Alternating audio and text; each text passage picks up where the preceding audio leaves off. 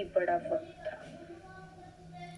सभी पंडित ब्राह्मण गंगा स्नान कर रहे थे। उसी ही समय सूर्योदय हो रहा था। दूसरी तरफ आ रहे थे आचार्य सामदेव जी। आचार्य सामदेव जी कि पूरे देश में सभी पंडितों से परामर्श करके और काशी में पहुंचे थे। उन्होंने गंगा जी के घाट पर खड़े होकर सभी पंडितों और ब्राह्मणों को ललकारा कि कोई काशी में जो मुझसे शास्त्रार्थ है उसे मेरे साथ 2 शिष्य हैं। यदि कोई उन्हें हरा सके, जितना भी ब्राह्मण वहां पर थे उन सभी को ज्ञात था कि आचार्य सामदेव और उन्होंने पूरे भारत को अपने ज्ञान का डंका बजाया हुआ है और इनसे जीत पाना कोई सरल बात नहीं है। अब सभी को यह हो गया यदि हम इनसे शास्त्रार्थ करते रहेंगे तो हार गए हैं, तो काशी की प्रतीक्षा धूल में मिल जाएगी।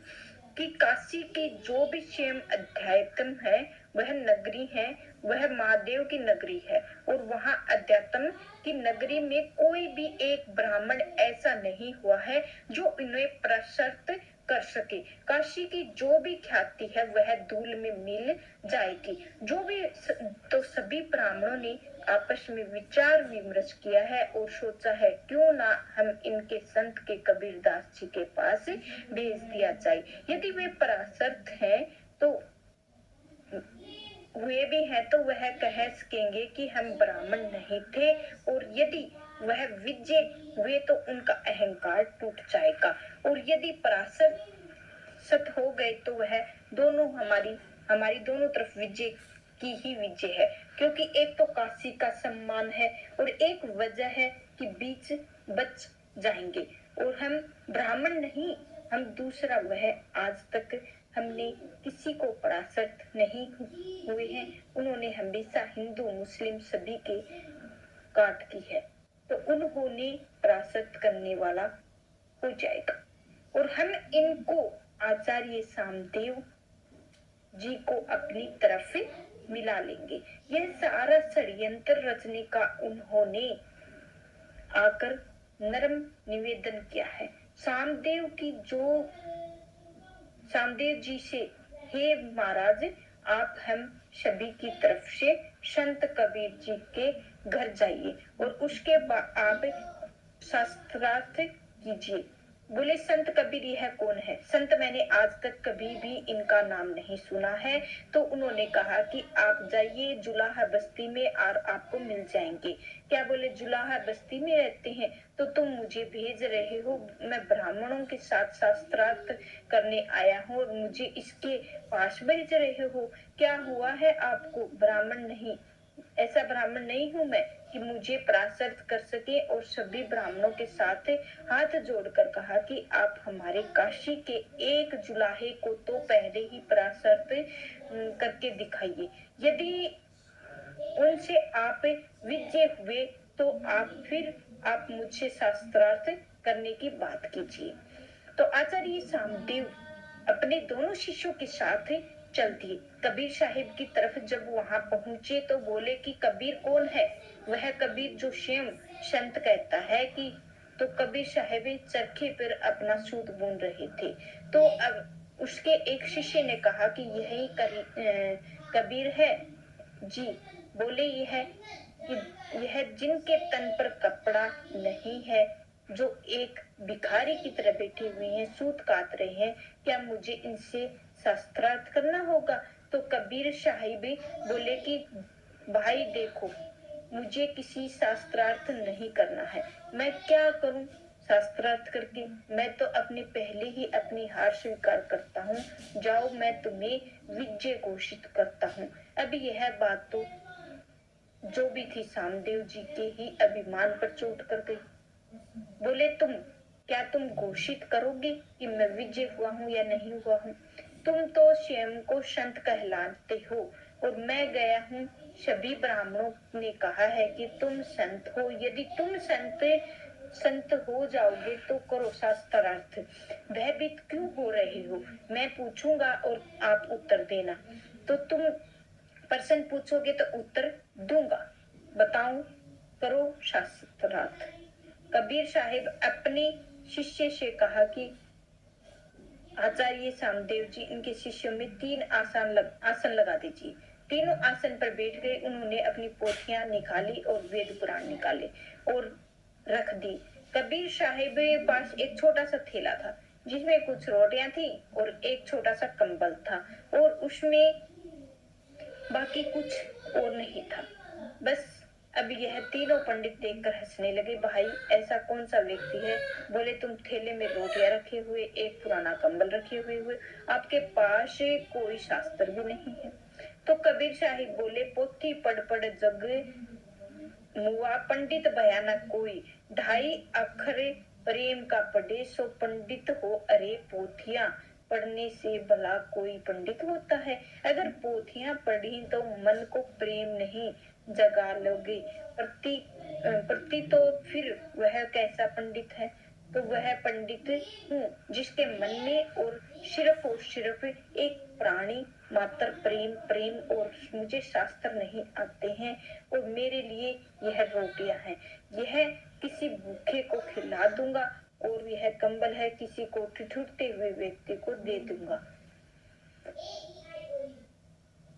बस मेरे पास यही शास्त्र है और यही मेरे ग्रंथ है। किसी दुखी को अगर मेरी बात सुनकर हंसी आ जाए तो किसी को पीड़ा कम करने पर मेरे प्रेम के कारण व्यक्ति अपना दुख भूल जाएगा।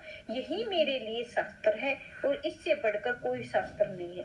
तीनों ने कहा कि यह सब तो यह थोथी ही बातें हैं, भला क्या कर रखा है? प्रश्न पूछते हैं, इसका उत्तर दिखाओ देकर। आप बताओ कि किस प्रकार से ज्ञान घटता है?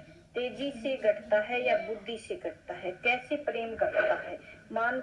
कैसे मान घटता है? बताओ। यदि तुम ज्ञानी हो, तुम स्वयं को संत कहते हो, बताओ। कबीर साहिब ने ज्ञान गढ़े नर मूड की और संगत बुद्धि घटे चित विषय ब्रह्माई तेज घटे पर नार की संगत बुद्धि घटे बहु भोजन खाई प्रेम घटे नितरे ही कुछ मांगत मान घटे निते पर घर जाए और कहे कबीर सुन रे मन मूर्ख पापे घटे हरि के गुणे गाय की ज्ञान घटता है। जब हम किसी के मूर्ख की संगत में लेते हैं तो वह ज्ञान घटता है और जब हम विषय वासनाओं से हमारा मन फंसता है तो चित फंसता है तो हमारी बुद्धि का हास होता है। यदि किसी नारी की संगत करोगे तो तुम्हारा तेजी घटेगा। अगर तुम्हारा बल अक्षण है, यदि अनेकों प्रकार के भोजन करते रहोगे तो उसमें केवल जीव का स्वाद रहेगा, तुम्हारी बुद्धि विवेक घटेगा। यदि किसी से बार बार कुछ मांगते रहोगे तो तुम्हारे प्रति मन में प्रेम घट जाएगा। बिना बुलाए या फिर बार बार अगर किसी के घर जाए तो वह कोई रिश्तेदार ही क्यों ना हो, अपना सगा संबंधी क्यों ना हो, लेकिन बार बार जाने से मान घटता है। कबीर साहिब कहते हैं कि हे मन मूर्ख, यदि पाप घटाना है तो केवल प्रभु के गुण गाओ, तुम्हारा पाप घटेगा। उन तीनों ब्राह्मणों ने कहा, बहुत बढ़िया, बहुत खूब, तुमने सही कहा है। यह बताओ कि वृद्धि कैसे होती है और घटने की बताइए।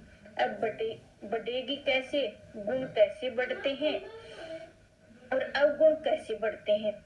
तो कबीर साहिब कहते हैं, ज्ञान बड़े गुणवान और संगत ध्यान बड़े तपस्वी संग, किन्नो मोह बड़े परिवार की संगत, लोभ के दंड में क्रोध और बढ़कर नर मूड की संगत में काम क्रिया और संग किन्नो बुद्धि विवेक, विचार बढ़े जबे संत सुसंगत, सज्जन की मो अर्थात ज्ञान बढ़ाता है। हम किसी के गुणवान व्यक्ति की संगत है और यदि किसी तपस्वी के संग रहेंगे तो हमारा ध्यान बढ़ेगा। जैसे संग हम कहते हैं कि आधार के पर ही हम गुणवान और गुण बढ़ाते हैं, तो वह अगर परिवार से ज्यादा संग, परिवार में अधिक प्रेम मिलेगा तो वह मोह बढ़ जाएगा, हमारा मन धन में लगेगा और बढ़ जाएगा, क्रोध भी बढ़ेगा और स्त्री के संग रहेंगे तो, तिरिया के संग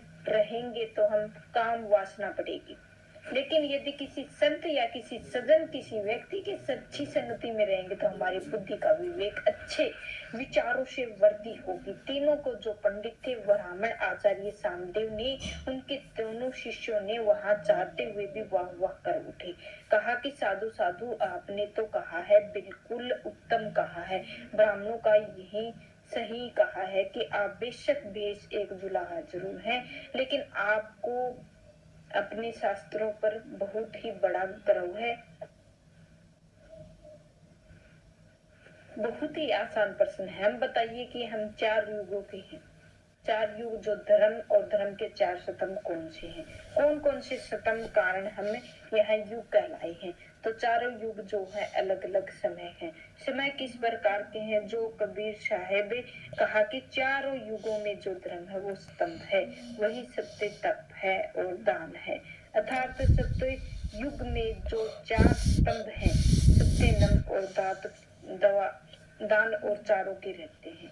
केवल सत्य बोलना ही राजा के द्वार चंद्र में पहुंचे हैं, लेकिन सत्य यह है कि लोप हो गया है। केवल स्तंभ और दया और ताप तब होता है जब नेता में तपस्या के जो भी तपस्या था वह हास हो गया है, केवल दया का दान हो गया है। दूसरा द्वापर दया है, जो दान दिया है उसी में दया समाप्त हो गई है। लेकिन दान गया तो वह शुरुआत में कलयुग की ओर गया, कलयुग समाप्त हो गया और दान समाप्त हो गया। तो इसी प्रकार आज का सत्संग इधर ही समाप्त होता है। राधा स्वामी जी, आपको कितना अच्छा लगा जरूर बताएं कमेंट में।